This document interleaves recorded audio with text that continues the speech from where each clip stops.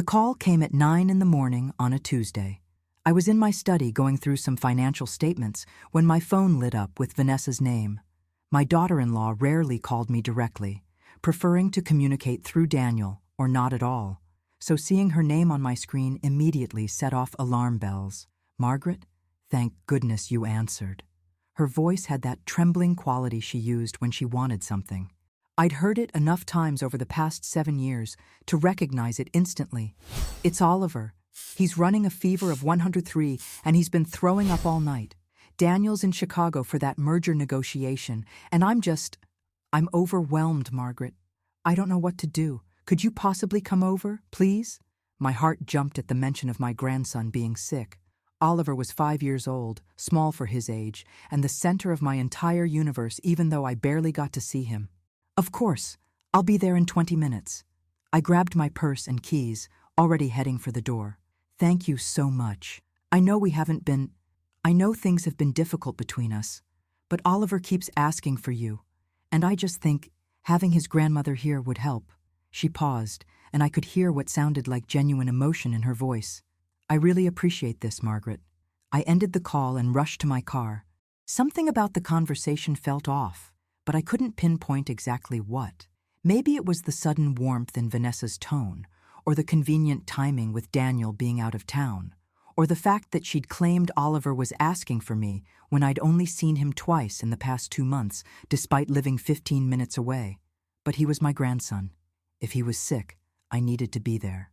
The drive to their building on the Upper East Side took exactly 17 minutes. I'd made this trip dozens of times over the years, though lately my visits had become increasingly rare. Vanessa always had an excuse ready.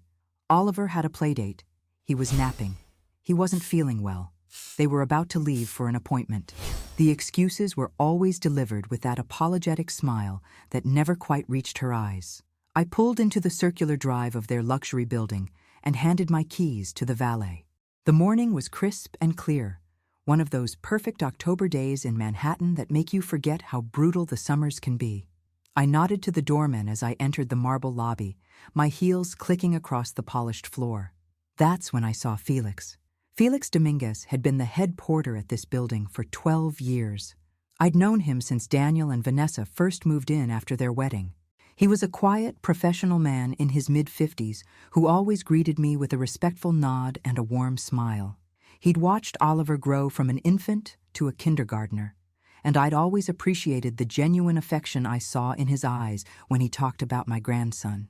But the man who looked at me now wasn't the calm, composed Felix I knew.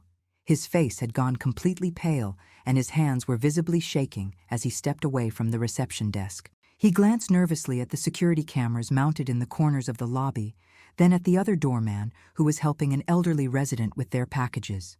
"Mrs. Thornfield," he said quietly, urgently. Please, you need to wait a moment. Don't go up yet." I stopped in my tracks. The fear in his voice was palpable, real, and it sent ice through my veins. "Felix, what's wrong? Is Oliver okay?" He looked around again, clearly terrified, then stepped closer and lowered his voice to barely above a whisper. "Oliver is fine, ma'am. He's not sick. He's perfectly healthy. I saw him this morning playing in the hallway while I was delivering packages.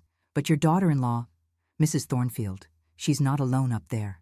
The words hung in the air between us. For a moment, I couldn't process what he was saying. "What do you mean she's not alone?" "There's a man with her. He arrived about 20 minutes ago. This isn't the first time." Felix's hands were trembling so badly now that he clasped them together. "I'm so sorry, ma'am. I should have told you sooner, but I need this job. My mother is sick. She needs expensive medication, and I couldn't afford to lose my position if I caused trouble. But I can't stay silent anymore. Not when she's using that little boy like this." The world seemed to tilt slightly. I reached out and steadied myself against the marble column next to me. "How long, Felix? How long has this been going on?" "About 18 months, maybe longer. Always when Mr. Thornfield travels for business. The same man every time.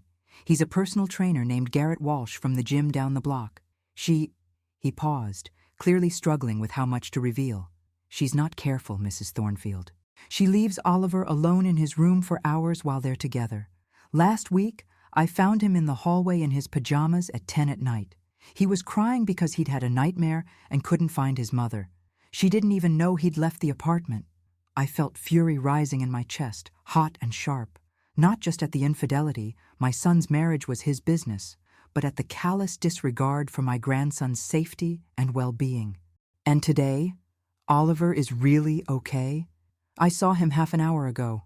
He was watching cartoons in his room, eating cereal. He looked perfectly fine, happy even, until she told him to go to his room and close the door. Felix pulled a small notebook from his jacket pocket. His hands were still shaking as he opened it. I've been keeping notes. I know I shouldn't have, but I needed to remember, in case someone ever needed to know the truth.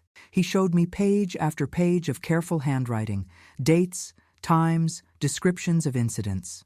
March 14th, Oliver crying on the balcony while adults were inside with door locked. June 3rd, child left alone entire afternoon while they went out together. September 8th, mother telling Oliver that grandmother didn't want to see him anymore. That last entry felt like a physical blow. She told him I didn't want to see him? Felix nodded miserably. Last month, he asked me why grandmothers stopped loving their grandchildren. I told him that wasn't true, that you loved him very much, but he said his mother explained that you were too busy and didn't really care about him anymore. Mrs. Thornfield, I see how that boy lights up when you visit, and I see how disappointed he is every time she tells him you can't come. She's been poisoning him against you. Everything suddenly made horrible sense. The limited access to Oliver, the constant excuses, the way my grandson had seemed confused when I'd told him I loved him during our last visit, as if he wasn't sure whether to believe me. Vanessa had been systematically cutting me out of his life while using him as a prop in her lies. Why are you telling me this now, Felix? After 18 months? He looked me directly in the eyes, and I saw the weight of guilt and shame there. Because yesterday morning, Oliver asked me if it was normal for mommies to have two daddies. He's 5 years old, Mrs. Thornfield. He's starting to understand that something isn't right, and he's confused and scared. And this morning, I watched her text you that lie about him being sick. I watched her set this trap. I don't know why she wanted you here today specifically, but whatever she's planning, you need to know the truth first. My mind was racing. Vanessa had called me with a fabricated emergency, knowing Daniel was in Chicago. She had her lover upstairs, and she'd somehow wanted me here. Why? What possible reason could she have for orchestrating this situation? Where are they now? I asked. The man went up about 20 minutes ago. Like I said, they're in the apartment. Oliver is probably still in his room with the door closed, like she told him. Felix hesitated. Mrs. Thornfield, I can lose my job for telling you this. The building management is very strict about resident privacy, but that little boy deserves better than this. He deserves to have at least one adult in his life who puts him first. I reached out and squeezed Felix's arm. Thank you. I promise you, your job will be protected. In fact, give me your mother's information. I want to help with her medical bills. He started to protest, but I cut him off. Please, Felix, let me do this. You've been braver today than most people are in their entire lives. I could have turned around and left. Could have called Daniel immediately. Could have contacted a lawyer. Could have handled this through proper legal channels. But something in me needed to see it with my own eyes. Needed to confront the woman who'd been manipulating my son, neglecting my grandson, and systematically destroying the family connections that meant everything to me. I'm going up, I said firmly. Felix nodded slowly. The cameras in the hallway outside their apartment have been broken for 3 weeks. Maintenance keeps saying they'll fix them next week. Very convenient timing. The implication was clear. Vanessa had probably arranged for that too. I walked to the elevator, my heart pounding, but my resolve absolutely certain. 30 years as an executive in investment banking had taught me to trust my instincts, and every instinct I had was screaming that I was about to walk into something much bigger than a simple affair. Vanessa was calculating, manipulative, and she'd proven over the years that she was capable of elaborate deceptions. Calling me here today was part of some larger plan. The elevator rose smoothly to the 14th floor. I watched the numbers light up one by one, using the time to steady my breathing and organize my thoughts. I'd spent 3 decades negotiating multi-million-dollar deals with some of the sharpest minds in finance. I could handle one narcissistic 29-year-old who thought she was clever enough to manipulate everyone around her. The elevator doors opened. The hallway was empty, quiet, except for the muted sounds of life behind closed doors. I walked down the plush carpeted corridor to apartment 14C. I could hear nothing from inside. For a moment, I stood there with my hand raised to knock, considering my options one final time. Then I thought about Oliver, small and confused, being told that his grandmother didn't love him. I thought about my son Daniel, working himself to exhaustion while his wife betrayed him in the home he provided. I thought about Felix, risking his livelihood to do the right thing. And I thought about my late husband Richard, who'd always told me that the measure of a person wasn't in how much money they made or what position they held, but in whether they stood up for those who couldn't stand up for themselves. I knocked on the door, and then I waited to see exactly what trap Vanessa had set for me, and why she'd been foolish enough to think I wouldn't see right through it. It took nearly 5 minutes for someone to answer the door. I could hear movement inside, hushed voices, the sound of a door closing somewhere in the apartment. I knocked again, firmer this time, and finally heard footsteps approaching. Vanessa opened the door, wearing a silk robe that probably cost more than Felix made in a month. Her dark hair was slightly disheveled, and there was a flush to her cheeks that had nothing to do with worry over a sick child. When she saw me, her expression flickered through several emotions in rapid succession: surprise, irritation, then that practiced mask of grateful relief. "Margaret, thank you so much for coming. I was in the shower. Let me get Oliver for you." I pushed past her gently but firmly, stepping into the apartment. "That's all right, Vanessa. I'll go check on him myself." The apartment was immaculate as always, decorated in that expensive minimalist style that Vanessa favored. Everything white and chrome and glass, nothing warm or child-friendly about it. But I noticed details now that I hadn't paid attention to before. 2 wine glasses on the side table in the living room, still with red wine in them. A pair of men's sneakers, size 12 at least, tucked partially behind the sofa. The faint scent of cologne that definitely wasn't Daniel's. "He's sleeping right now," Vanessa said quickly, moving to block my path to the hallway. "The fever broke about an hour ago, and the doctor said rest was the most important thing. We really shouldn't wake him." "What doctor?" I asked, keeping my voice level. "Which practice did you call?" She blinked, caught off guard. "Dr. Patterson, Oliver's pediatrician. He did a video consultation. Dr. Patterson retired 8 months ago. I know because Daniel mentioned it at dinner last Christmas. He was concerned about finding a new pediatrician for Oliver." I watched the lie crumble in her eyes. She recovered quickly. I had to give her that. "I meant the new doctor in the practice. I can never remember his name. Dr. something or other." "Vanessa," I said quietly, "Oliver isn't sick, is he?" Before she could answer, I walked past her down the hallway. She called after me, voice rising with barely controlled panic. "Margaret, you can't just barge into my home like this. This is completely inappropriate." I opened the first door on the right, Oliver's room. My grandson was sitting on his bed in his Spider-Man pajamas, completely absorbed in a cartoon playing on the tablet in his lap.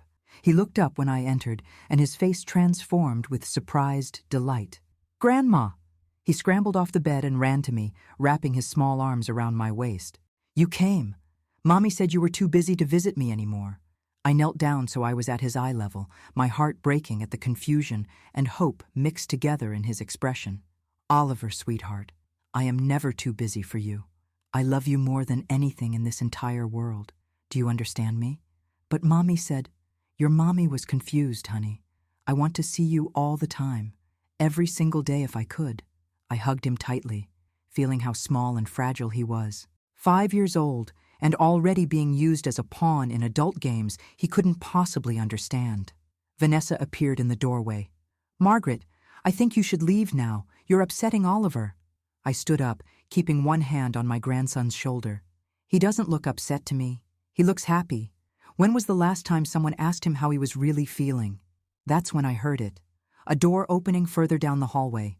The master bedroom. Heavy footsteps, definitely male. Vanessa's eyes went wide with something close to panic, and in that moment, I understood. This wasn't just about an affair. She'd wanted me here. She'd orchestrated this entire situation, But something had gone wrong with her plan. A man appeared behind Vanessa in the hallway. Tall, athletic build, probably in his early 40s. He was wearing gym clothes and looked deeply uncomfortable. "Vanessa, I think I should go. This isn't—" "Shut up, Garrett," she hissed. So this was Garrett Walsh, the personal trainer. I studied him with the same analytical eye I'd used to assess business partners for 3 decades. He didn't look like a criminal or a predator. He looked like a man who'd gotten himself into a situation he didn't fully understand and was only now realizing how deep the water was. "Oliver," I said gently, "why don't you go play in the living room for a few minutes? The grown-ups need to talk." "But I want to stay with you, Grandma," he said, clutching my hand. "I know, sweetheart, and I promise I'm not leaving without saying goodbye. I just need 5 minutes, okay?" I walked him to the living room, turned on the television to his favorite cartoon, and came back to find Vanessa and Garrett standing in the hallway like actors who'd forgotten their lines. I'd met Vanessa 7 years ago at Thanksgiving dinner. Daniel had brought her home and announced within an hour that she was pregnant. I remember the look on my husband Richard's face, not judgment exactly, but concern, deep, paternal concern that our son had gotten himself into something he wasn't ready for. Richard had been gone 4 years now, heart attack at 62, sudden and devastating. In my grief, I'd buried myself in work, taking on more responsibilities at the bank, staying late every night because going home to our empty townhouse was unbearable. I told myself I was being strong, being professional, handling it like an adult.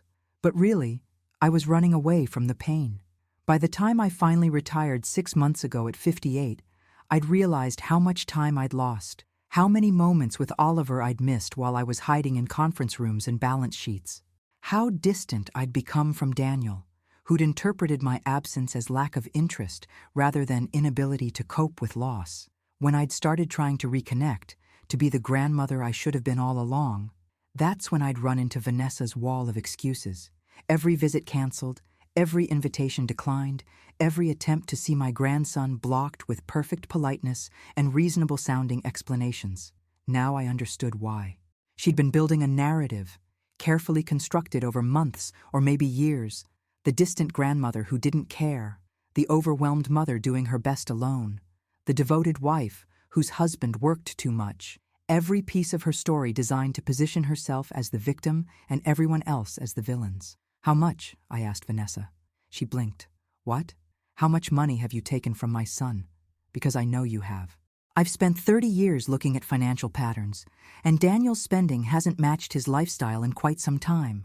So how much?" Garrett looked at Vanessa sharply. "What is she talking about?" "Nothing," Vanessa snapped. "She doesn't know what she's talking about. Margaret, I think you need to leave before I call security." "Please do," I said calmly. "Call Felix. He has quite a bit to tell them about your activities over the past 18 months. Or better yet, call Daniel. I'm sure he'd love to hear about your visitor this morning while he's in Chicago closing a deal."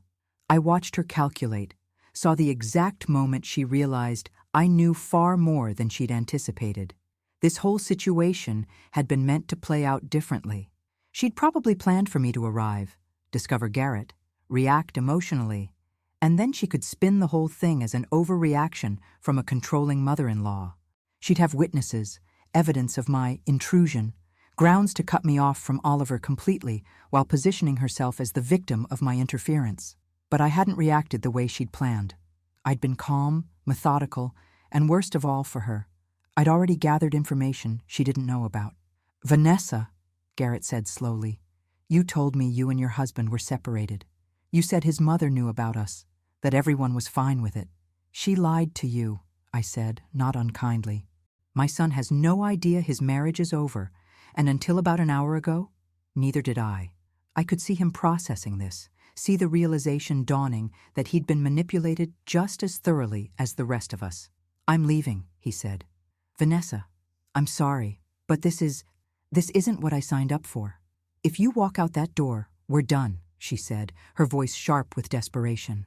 He looked at her, then at me, then down the hallway toward where Oliver sat watching cartoons, oblivious to the adult drama unfolding.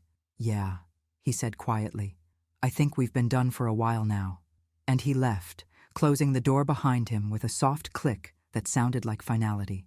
Vanessa turned to me, and I saw her mask finally slip completely. "You've ruined everything." "No," I said. "You did that all by yourself." Vanessa's face transformed from shock to cold fury in the span of a heartbeat.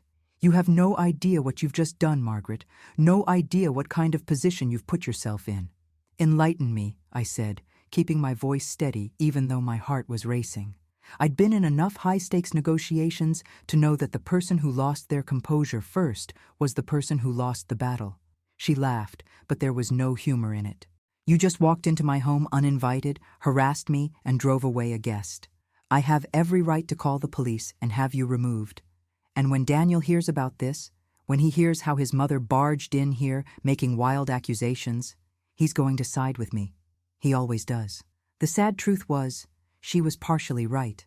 Daniel and I had been distant since Richard died. My son had interpreted my grief-driven retreat into work as abandonment, and in his hurt, he'd pulled away from me. Vanessa had been smart enough to widen that gap over the years, never overtly, always with small comments and gentle suggestions that positioned her as the understanding wife and me as the difficult mother-in-law. "I don't think he will," I said quietly. "Not when he sees what I'm about to show him." "You don't have anything," she said, but I could hear the uncertainty creeping into her voice. I pulled out my phone. "Actually, I do. I have 18 months of documentation from a witness who's been watching you neglect my grandson while you entertained your boyfriend. I have financial records that I'm quite certain will show some interesting discrepancies in your household accounts. And I have Oliver himself, who just told me that you've been lying to him about why I don't visit." Vanessa went pale. "You can't prove any of that." "Can't I?" I held up my phone. "I've been recording this entire conversation since I walked through your door. You just admitted on tape that you've been having an affair. You didn't deny the financial accusations. And Oliver is right there in the next room, ready to tell anyone who asks him what his mother has been saying about his grandmother." She stared at me, and I could see her mind working frantically, trying to find a way out. "No one will believe you over me. I'm his mother. Courts always side with the mother." "Usually," I agreed, "but not when there's documented evidence of neglect and financial fraud. Not when there's a pattern of manipulation and lies. And definitely not when the mother has been caught red-handed using her child as a pawn in her schemes." I walked past her back toward the living room, where Oliver was still absorbed in his cartoon. I sat down next to him on the sofa, and he immediately curled up against my side, his small body warm and trusting. My heart ached at how starved for affection he seemed. Vanessa followed us, standing in the doorway with her arms crossed. "What do you want, Margaret? Money? Is that what this is about? You want me to pay you to keep quiet?" The accusation was so absurd, so completely divorced from reality, that I almost laughed. "I have more money than I could spend in 2 lifetimes, Vanessa. I don't want your money. I want you to stop hurting my grandson." "I've never hurt him," she snapped. "Everything I do is for Oliver." "Really?"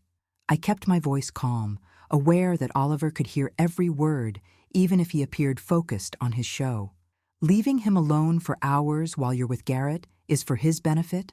Telling him that his grandmother doesn't love him is for his benefit? Using him as an excuse to extract money from Daniel for expenses that don't exist is for his benefit?" Her jaw clenched. "You can't prove the money thing." "I can, actually. I spent 30 years doing forensic analysis of financial transactions. It's what I specialized in at the bank. Do you really think I can't track where money goes? Daniel makes a good salary, but not good enough to sustain your lifestyle without some creative accounting. Private school tuition that's twice what the school actually charges. Therapy sessions for Oliver that no therapist has any record of. Medical expenses for conditions he's never been diagnosed with. Should I continue?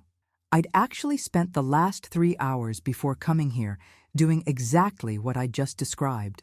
After my conversation with Felix, I'd called Marcus Chen, a private investigator I'd worked with on several due diligence projects over the years.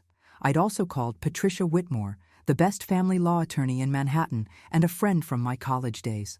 By the time I'd walked into this building, I'd already had preliminary reports from both of them. Marcus had been quick and thorough. Bank account analysis, credit card statements, suspicious transfers. He'd found patterns that would make any forensic accountant suspicious. Over the past 2 years, Vanessa had systematically diverted approximately $340,000 from the joint account she shared with Daniel. She'd been careful about it, spreading it across multiple smaller transactions that individually looked reasonable, but collectively painted a clear picture of fraud. Patricia had been equally efficient.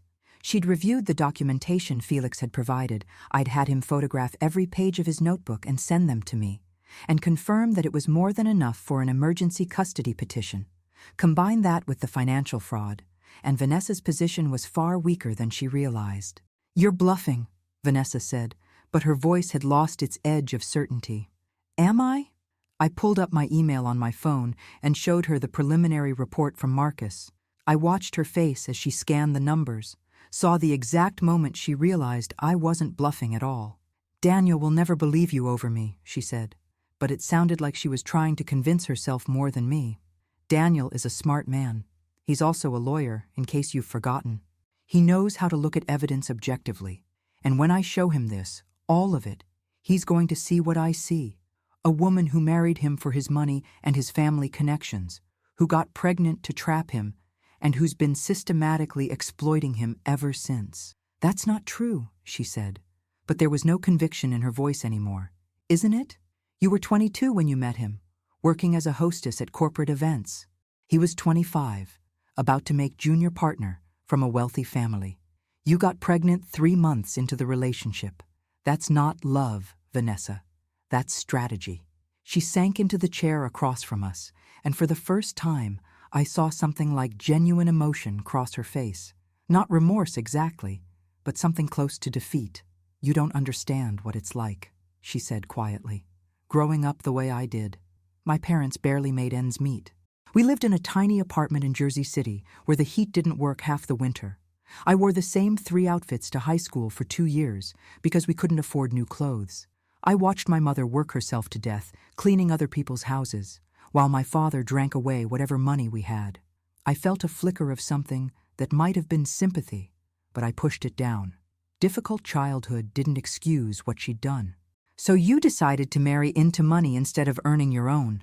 "I decided to be smart," she shot back. "I decided not to end up like my mother, 50 years old with nothing to show for decades of hard work except arthritis and a gravestone. Daniel offered me a way out, and I took it. Is that really so terrible?" "No," I said honestly. "What's terrible is that you had a chance at a real family, real security, real love, and you threw it away because it wasn't enough for you. Daniel would have given you everything. He did give you everything, but you wanted more, and you wanted it without having to be a real partner or a real mother. You don't know what kind of mother I am," she said, her voice rising. "You're never here. You disappeared for 4 years after Richard died. You have no idea what my life has been like." "You're right," I admitted. "I wasn't here. I was drowning in grief and I handled it badly. I missed years of Oliver's life that I can never get back, and I'll regret that for the rest of my days. But I'm here now, and I'm not going anywhere." Oliver shifted against my side, and I realized he'd been listening to more of this conversation than I'd intended. I gently moved him away and stood up. "Oliver, sweetheart, why don't you go play in your room for a little while? Grandma needs to finish talking to Mommy." "Are you going to leave again?" he asked, his eyes wide and worried. The question broke my heart. "No, baby. I promise I'm not leaving. Not without saying goodbye. And even then, I'll be back very soon. Okay?" He nodded reluctantly and went to his room, looking back at me twice as if to make sure I was still there. Once his door closed, I turned back to Vanessa. "Here's what's going to happen," I said, my voice firm but not unkind. "You're going to cooperate with a divorce. You're going to agree to shared custody with supervision initially, and you're going to enter therapy, real therapy, not the fake sessions you've been billing Daniel for. You're going to return the money you've stolen, and we can work out a payment plan if you can't do it all at once." "And if I don't?" she asked. "Then I file for emergency custody on Daniel's behalf based on documented neglect. I turn the financial evidence over to the district attorney's office, and you face criminal fraud charges. I make sure every detail of what you've done becomes part of the public record. and I guarantee you'll never have unsupervised access to Oliver again. She stared at me, and I could see her weighing her options. You'd really do that? You'd destroy me? I'd do whatever necessary to protect my grandson, I said simply. You made this about choices, Vanessa. You chose to betray your husband. You chose to neglect your son. You chose to steal money that didn't belong to you. Those were your choices. Now you get to choose what happens next. Before she could respond, my phone rang. Daniel's name flashed on the screen. I answered it, keeping my eyes on Vanessa. Mom? What's going on? I just got a call from building security saying you're at my apartment. Is everything okay? Is Oliver all right? I could hear the worry in his voice, and I realized that Felix must have alerted someone about the situation. Good. That meant there was already an official record of today's events. Oliver is fine, I said, but I think you need to come home from Chicago as soon as possible. There's something you need to know about. What happened? Put Vanessa on. I held the phone out to her. She stared at it for a long moment, then shook her head. I can't, she whispered. I brought the phone back to my ear. Daniel, I need you to trust me. Book the next flight home. Don't wait until tomorrow. Come today. There was a pause on the other end of the line. My son might have been distant from me for the past few years, but he knew me well enough to understand that I wouldn't ask him to abandon an important business trip without a serious reason. Okay, he said finally. I'll be on a plane in 2 hours. Mom, please tell me what's happening. When you get here, I said. We'll explain everything when you get here. I love you, Daniel. I love you too, he said, and I heard the confusion and concern in his voice. I'll be there as soon as I can. I ended the call and looked at Vanessa. You have about 5 hours before Daniel walks through that door. I suggest you use that time to think very carefully about what you're going to say to him. She stood up abruptly. I need to think. I can't do this right now. That's fine, I said. But I'm not leaving Oliver alone with you. So either I stay here until Daniel arrives, or Oliver comes home with me. Your choice. The fight seemed to have gone out of her completely. She sank back into the chair, her head in her hands. I never meant for it to be like this, she said quietly. It all got so complicated. Daniel worked all the time. He was never here. And Garrett, he paid attention to me. He made me feel like I mattered.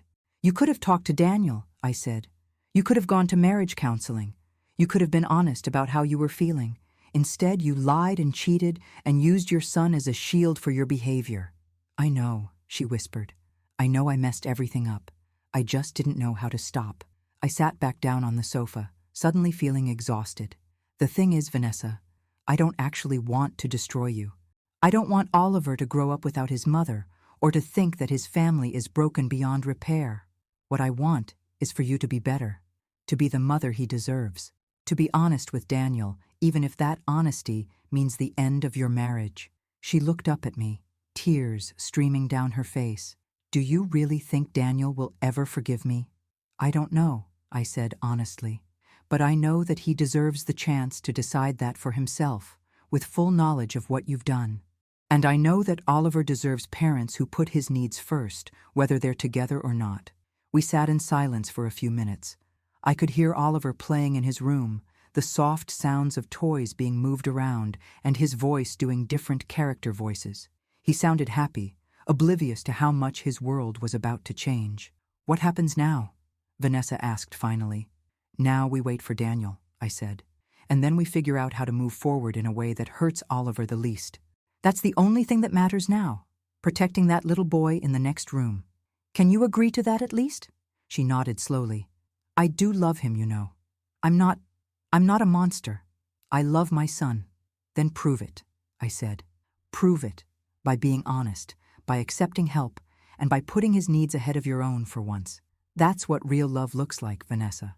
It's not about what makes you feel good or what's convenient for you. It's about sacrifice and commitment and doing the hard thing because it's the right thing. I thought about Richard then, about how he'd always put our family first, even when it meant sacrificing opportunities that could have made him richer or more successful, about how he'd shown up to every one of Daniel's school events, even when he was exhausted from work, about how he'd held me through those terrible months after my father died, never once complaining that my grief was inconvenient or difficult for him. That was the kind of love Oliver deserved, the kind of love that didn't come with conditions or manipulations or hidden agendas. And if Vanessa couldn't provide that, then I would make sure my grandson had it from somewhere else. My phone buzzed with a text from Patricia. Emergency custody papers, ready to file if needed. Just say the word. Another text came through, this one from Marcus. Bank statements show additional irregularities. Possible credit card fraud. Do you want me to dig deeper? I responded to both. Stand by. We'll update soon. Then I settled in to wait for my son to come home and for the truth to finally, completely come out into the open. Whatever happened next, whatever consequences Vanessa faced, at least Oliver would no longer be caught in a web of lies. At least he would know that his grandmother loved him and would fight for him no matter what. And maybe, just maybe, this could be the beginning of our family healing from years of distance and misunderstanding. Not the way I'd imagined it happening, certainly not under these circumstances. But sometimes the truth has to break you before it can set you free. Daniel arrived at 6:30 that evening. I heard his key in the lock and watched as he walked through the door, still in his business suit, his face drawn with exhaustion and worry. He'd clearly come straight from the airport without even stopping at a hotel to change. His eyes went immediately to Oliver, who was sitting at the kitchen table with me working on a coloring book. Then they moved to Vanessa, who sat rigid and pale on the sofa, looking like she might shatter at any moment. "What's going on?" Daniel asked, setting down his briefcase. "Mom, you said there was an emergency." I stood up and moved toward him, keeping my voice low. "Oliver, sweetheart, why don't you go watch a movie in your room for a bit? Daddy just got home and the grown-ups need to talk." "But I want to see Daddy," Oliver protested. "And you will, baby. In just a few minutes, I promise." I guided him toward his room, and thankfully he went without further argument. I'd spent the past several hours with him, and I could see how much he'd relaxed having me there, how much more like a normal 5-year-old he seemed when he wasn't walking on eggshells around his mother. Once his door was closed, I turned back to Daniel. "Sit down, son. This is going to be difficult to hear." He looked between me and Vanessa, and I saw understanding start to dawn in his eyes. "This is about the marriage, isn't it?" he said quietly. I knew something was wrong. "I've known for months. I just didn't want to face it." Vanessa made a small sound, almost like a sob. Daniel looked at her, really looked at her, and I saw something shift in his expression. Not quite resignation, but something close to it. "How long?" he asked her directly. "Daniel," she started, but he cut her off. "How long, Vanessa? That's all I want to know right now. How long has there been someone else?" She opened her mouth, closed it, then finally whispered, 18 months. I watched my son absorb that information. He didn't explode in anger like I might have expected. Instead, he just nodded slowly, as if confirming something he'd already suspected. "Garrett Walsh, right? The personal trainer." Vanessa's head snapped up. "How did you know?" "I'm not an idiot," Daniel said, his voice hollow. "You think I didn't notice the charges for training sessions you never attended? The new gym clothes that stayed pristine? The way you'd check your phone constantly when I was home and then hide the screen?" He laughed bitterly. "I told myself I was being paranoid, that my mother's skepticism about you had poisoned my mind. I wanted so badly to believe that we were happy." "We could have been," Vanessa said desperately. "Daniel, if you'd just paid attention to me, if you'd been home more—" "Don't," I said sharply. "Don't you dare try to make this his fault." But Daniel held up his hand. "No, Mom. She's partially right. I buried myself in work. I knew our marriage was dying, and I ran away from it instead of fighting for it. That's on me." He looked at Vanessa. "But what you did, the lying, the cheating, using Oliver as an excuse, that's on you." "There's more," I said quietly. I didn't want to pile on, but he needed to know everything. "The money, Daniel. She's been taking money from your accounts." His eyes closed briefly. "How much?" $340,000 over 2 years.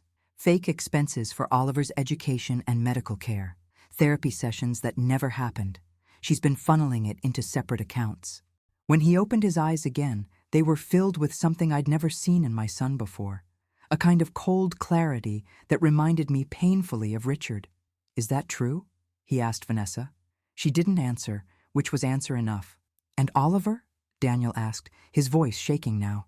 "How has all of this affected our son?" This was the hardest part.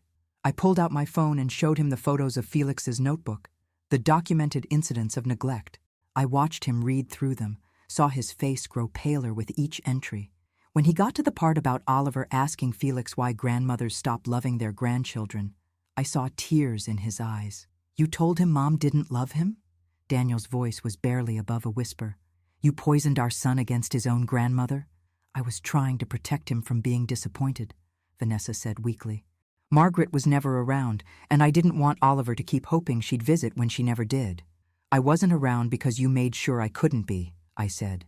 "Every visit canceled, every invitation declined, every excuse designed to keep me away while you built this false narrative." Daniel stood up abruptly and walked to the window, his back to both of us. The silence stretched out, heavy and suffocating. When he finally spoke, his voice was steady, but devastating in its finality. "I want a divorce," he said. "I want you out of this apartment within the week. You can stay at a hotel. I'll pay for it until we sort out living arrangements. But I can't have you here.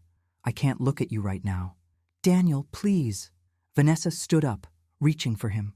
"Don't," he said, stepping away from her touch. "I need you to not touch me right now. I need you to acknowledge what you've done and stop trying to manipulate the situation." She sank back onto the sofa, crying in earnest now. And despite everything, despite my anger at what she'd done to my family, I felt a twinge of pity for her. She'd built her entire life on lies and manipulation, and now it was all crumbling around her. "What about Oliver?" she asked through her tears. "You can't take my son away from me." "I don't want to take him away from you," Daniel said, turning back to face her. "But I also can't trust you with him right now. Not after what Mom showed me.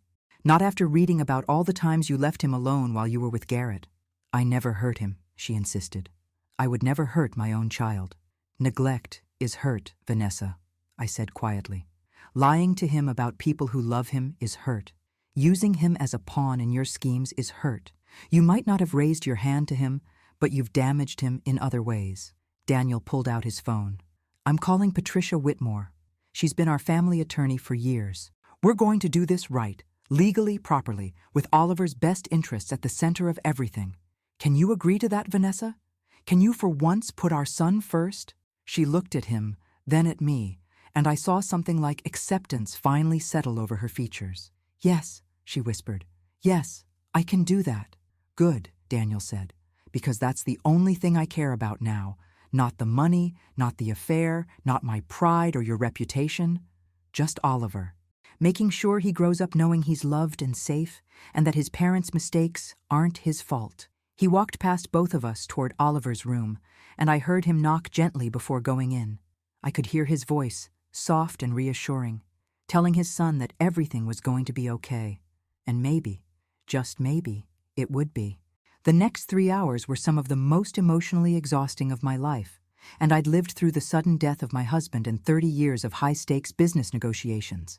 But nothing had prepared me for watching my family systematically dismantle itself in real time. Patricia Whitmore arrived at 8 o'clock, professional and efficient as always. She'd been practicing family law for 35 years, and I knew she'd seen every variation of marital dissolution imaginable. Still, even she seemed taken aback by the extent of what we laid out for her. We sat around the dining table, Daniel, Vanessa, Patricia, and me. Oliver was in his room with his door closed, headphones on, watching a movie on his tablet. Daniel had explained to him in the gentlest terms possible that Mommy and Daddy were having some grown-up problems to work through, but that he was loved and safe, and nothing was his fault. Oliver had looked worried but not surprised, which broke my heart all over again. How much had he already sensed? How many arguments had he overheard that we thought we'd hidden from him? Patricia opened her briefcase and pulled out a legal pad. "Let me start by saying that my goal here is to facilitate an agreement that serves everyone's interests, particularly Oliver's. Daniel has briefed me on the broad strokes, but I need to hear from both of you about what you want the outcome to look like." Daniel spoke first. "I want primary custody of Oliver with Vanessa, having regular visitation, initially supervised, until we can establish that Oliver is safe and well cared for during her time with him. I want her to enter therapy, real therapy with a licensed professional, and to maintain that therapy for at least a year. I want the money she took returned, and I want a full accounting of where it went. Vanessa flinched at each item, but didn't interrupt. What I don't want, Daniel continued, his voice thick with emotion, is to punish her. I don't want Oliver to grow up thinking his mother is a villain. I don't want him to be damaged by a bitter custody battle. So I'm willing to be flexible on almost everything else, property division, support payments, whatever, if she agrees to put Oliver first from this point forward. Patricia made notes, then turned to Vanessa. And what do you want? Vanessa was quiet for a long moment.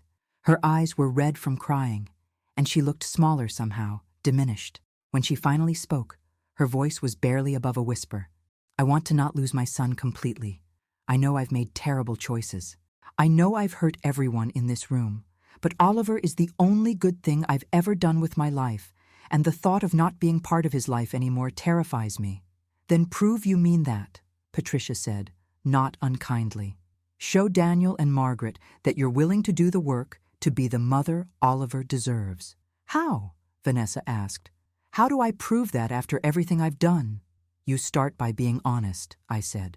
Completely honest, even when it's painful. You tell us where all the money went. You explain why you did what you did. You stop making excuses and start taking responsibility. Vanessa looked down at her hands, twisting her wedding ring around her finger. The money went to a lot of things, she said quietly. Some of it went to Garrett, not directly to him, but paying for things for him. His gym membership, his supplements, his rent a few times when he was short. Some of it went to maintaining my lifestyle. Designer clothes, spa treatments, lunches with friends where I had to keep up appearances. And some of it, she paused, her voice breaking. Some of it I put away in accounts that were just mine. Money that Daniel couldn't touch, because I was terrified. Terrified of what? Daniel asked. Of ending up like my mother, Vanessa said, tears streaming down her face now. Of being trapped with nothing. My mother stayed with my father for 30 years because she didn't have her own money, her own way out. She endured his drinking, his anger, his complete disregard for her because she was financially dependent on him. When she finally left him, she had nothing. She died cleaning other people's houses for minimum wage. I swore I would never be in that position. So you stole from me, Daniel said flatly. You stole from our family because you were planning an exit strategy. I was trying to protect myself, she said. I know that doesn't make it right. I know stealing is wrong no matter what the reason. But I couldn't shake the fear that one day you'd leave me with nothing, just like my father did to my mother. I would never have done that, Daniel said, and I heard genuine hurt in his voice. We had a prenup, yes, but it was fair. You would have been taken care of. But instead of trusting me, instead of talking to me about your fears, you decided to betray me. Patricia intervened. Let's focus on moving forward. Vanessa, are you willing to return the money? I'll return what's left, she said. I've spent probably $100,000. The rest is still in the accounts. Daniel can have all of it. I'll sign whatever you need me to sign. And the therapy? Patricia asked. I'll go, Vanessa said. I'll do whatever you want me to do. I just don't want to lose Oliver. Daniel leaned back in his chair, looking exhausted. I need to understand something, Vanessa. When did you stop loving me? Was there ever a time when this marriage was real for you? The question hung in the air. I wanted to tell Daniel not to ask questions he might not want the answers to, but I also knew he needed this closure. Vanessa was quiet for a long time. I did love you, she said finally. Maybe not in the way you deserved, not in the way you loved me, but I did love you. You were kind to me. You treated me better than anyone ever had. You gave me a life I'd never dreamed of having. But I think maybe I loved what you represented more than I loved you as a person. And over time, as I got comfortable in this life, as I started to take it for granted, I stopped seeing you as my partner and started seeing you as a means to an end. I watched Daniel absorb this brutal honesty. His face was expressionless, but I knew my son well enough to see the pain beneath the surface. When did Garrett start? He asked. 2 years ago. We met at the gym. He was attentive and complimentary, and I was lonely. You were working 80-hour weeks. When you were home, you were exhausted or distracted. I know that doesn't excuse what I did, but that's how it started. It was supposed to be just a physical thing, something that made me feel wanted, but it became more complicated than that. Did you love him? Daniel asked. Vanessa shook her head. No, I thought I did for a while, but I realize now that I was using him the same way I used you. He made me feel young and desirable. He didn't ask anything difficult of me. He was an escape from reality, not a real relationship. And Oliver, I interjected. Where did he fit into all of this? Because from what I saw today, and from what Felix documented, you treated him like an inconvenience rather than a child who needed his mother. Vanessa's face crumbled. I love Oliver, she said through sobs. I do love him, but I've never known how to be a good mother. My own mother was either working or exhausted. I didn't have a model for what good parenting looks like. And Oliver is so much like Daniel. Quiet, sensitive, thoughtful. He needs patience and attention, and I'm not naturally good at either of those things. So I gave him things instead. Expensive toys, the best clothes, enrollment in the most prestigious programs. I thought that was enough. I thought providing materially was the same as providing emotionally. It's not, Daniel said quietly. It's really, really not. I know that now, Vanessa said. I've known it for a while, but I didn't know how to change. And then your mother started trying to be more present in Oliver's life, and I panicked. I was afraid she'd see how inadequate I was as a mother. I was afraid she'd convince you to take Oliver away from me. So I started making excuses, started limiting her visits, started telling Oliver things that would make him less interested in seeing her. I was trying to protect myself, but I ended up hurting everyone instead. I felt anger rise in me again, hot and sharp. You hurt a 5-year-old child to protect your own ego. You poisoned him against someone who loves him because you were insecure. That's not just inadequate parenting, Vanessa. That's emotional abuse. She didn't deny it. She just sat there, tears streaming down her face, looking utterly defeated. Patricia cleared her throat. I think we have enough to work with here. Let me draft a preliminary agreement based on what we've discussed. Joint legal custody, primary physical custody to Daniel, supervised visitation for Vanessa initially with a pathway to unsupervised after 6 months of consistent therapy and appropriate behavior, return of the remaining funds, and a structured payment plan for what's already been spent. Does that sound acceptable to both of you? Daniel nodded. Vanessa hesitated, then nodded as well. Good, Patricia said. I'll have something for you to review by tomorrow afternoon. In the meantime, I suggest Vanessa check into a hotel tonight. Daniel, you should document the current condition of the apartment and all belongings. Margaret, I'd recommend you stay here tonight if possible, just to have a neutral third party present. Of course, I said. Vanessa stood up slowly. Can I say goodbye to Oliver before I go? Daniel looked at me, uncertainty in his eyes. I knew what he was asking. Was it safe? Would she say something that would damage Oliver further? I'll come with you, I said to Vanessa. You can say goodbye, but keep it simple and positive. Tell him you love him, and you'll see him soon. Nothing about the separation yet. Daniel will explain that to him in his own time and his own way. We walked to Oliver's room together. Vanessa knocked softly, and we heard Oliver call out, "Come in!" He was sprawled on his bed, the movie forgotten, building something elaborate with Legos. When he saw his mother, he smiled uncertainly. "Hi, Mommy." "Hi, baby," Vanessa said, her voice thick with tears. She was clearly trying to hold back. "I need to go away for a little while, but I wanted to tell you that I love you very, very much." "Where are you going?" Oliver asked, looking worried. "Just to a hotel for a few days. Grown-up stuff, but Daddy and Grandma are going to stay here with you, okay? And I'll see you very soon." "Okay," Oliver said, though he still looked confused. Vanessa knelt down and hugged him tightly. I saw her shoulders shaking and knew she was crying. When she pulled back, she kissed his forehead. "You're the best thing I've ever done, Oliver. I want you to remember that, okay? No matter what happens, no matter what anyone tells you, you are loved and special, and none of this is your fault." "None of what is my fault?" Oliver asked, picking up on the strange tenor of her words. "Nothing, sweetheart. Just remember that Mommy loves you." She stood up quickly and left the room before he could ask any more questions. I sat down on the edge of Oliver's bed. "You okay, kiddo?" He shrugged. "I guess." "Why is Mommy crying?" Grown-ups cry sometimes when things are hard, I said carefully. But you know what? You've got a lot of people who love you very much. Your daddy, your mommy, and me. That's never going to change, no matter what else happens. Are you going to stay tonight, Grandma? He asked hopefully. Yes, I said. I'm going to stay as long as you need me to. He smiled, a genuine, relieved smile that made my heart ache. Good. I like it when you're here. Can we make pancakes for breakfast like we used to?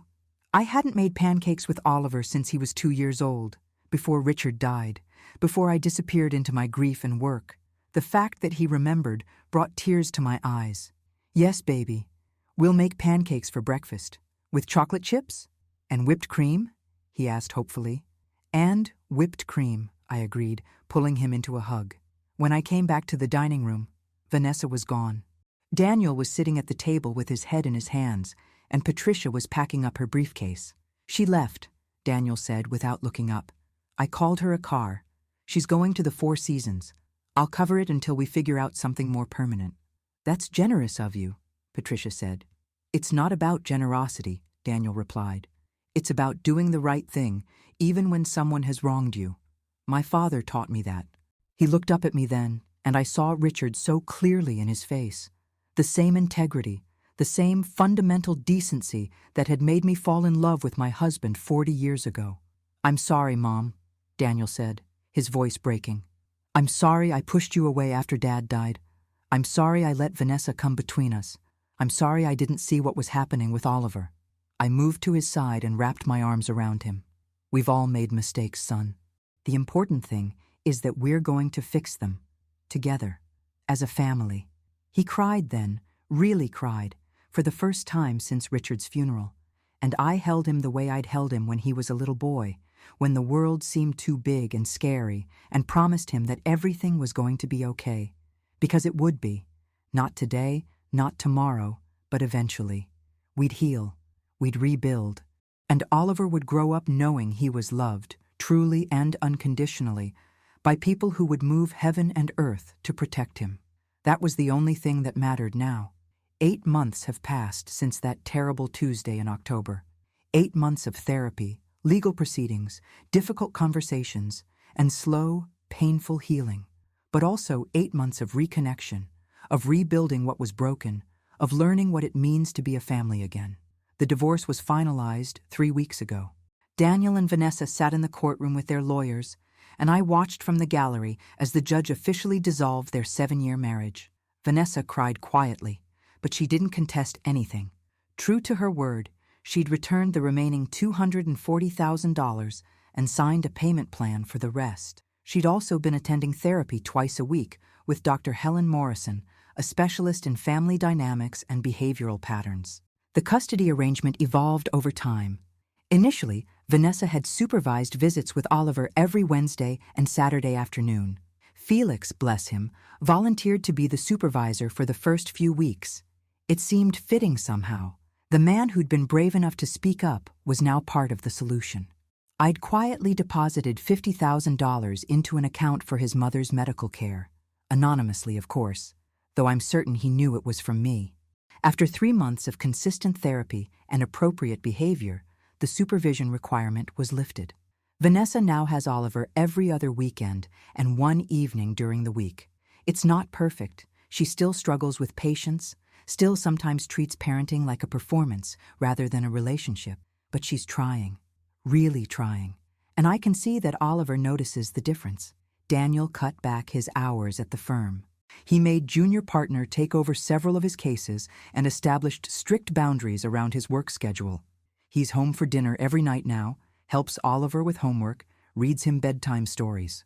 Last month, they started a tradition of boys' breakfast every Saturday morning at a diner near their apartment, just the two of them talking about whatever Oliver wants to talk about.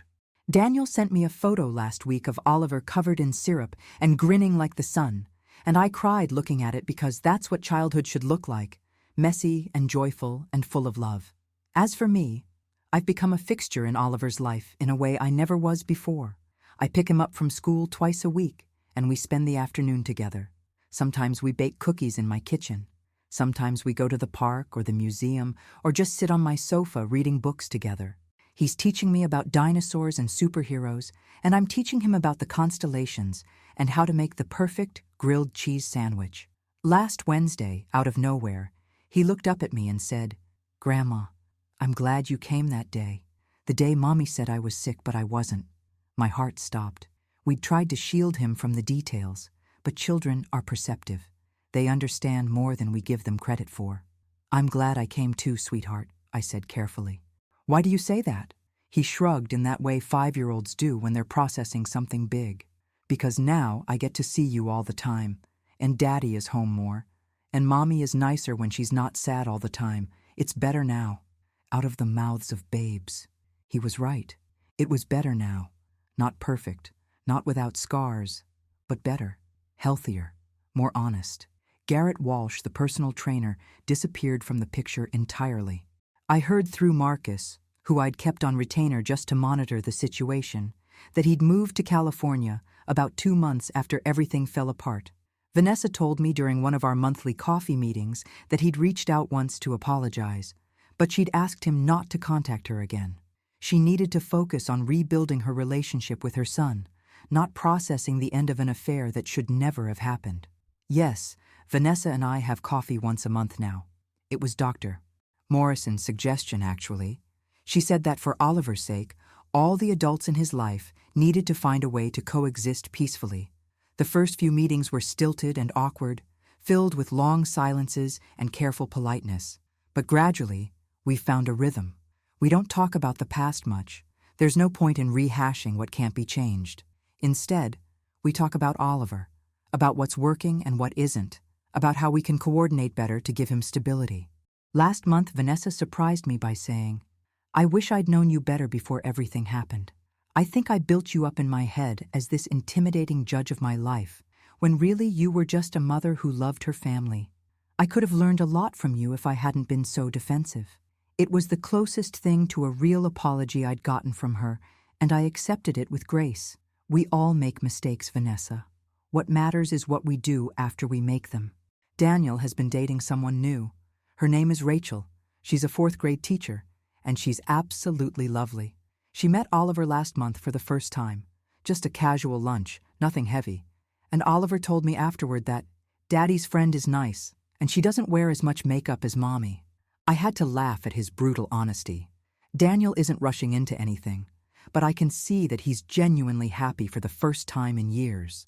There's a lightness to him now, a peace that wasn't there before. Felix was promoted to building manager 2 months ago. The property management company was impressed by his dedication and integrity. He makes considerably more money now, enough that his mother can afford better care. He still makes a point of saying hello to Oliver whenever he sees him. And Oliver always lights up. They have a special handshake that's elaborate and ridiculous and makes them both grin. As for the money Vanessa stole, spent really, Daniel made an interesting decision. He took the remaining $240,000 and put it in a trust for Oliver's education, accessible when he turns 18. The $100,000 that was gone is being repaid by Vanessa at $2,000 a month, and Daniel is putting that money into the trust as well. "I don't want Oliver to grow up thinking his mother destroyed our family finances," he explained to me. "I want him to see that we took something broken and made something good from it." My son's capacity for forgiveness and grace continues to amaze me. He's a better person than I am. I still feel flashes of anger when I think about what Vanessa did, about the time I lost with Oliver, about the lies and manipulation. But I'm working on it. I'm in therapy too, actually. Not because anyone made me, but because I realized I had my own work to do around grief and control and learning to let go of resentment. Last week was Oliver's 6th birthday. We had a party at Daniel's apartment. Daniel, me, Vanessa, Rachel, Felix, and his mother, a few of Oliver's school friends, and Patricia Whitmore, who'd become an unexpected friend through all of this.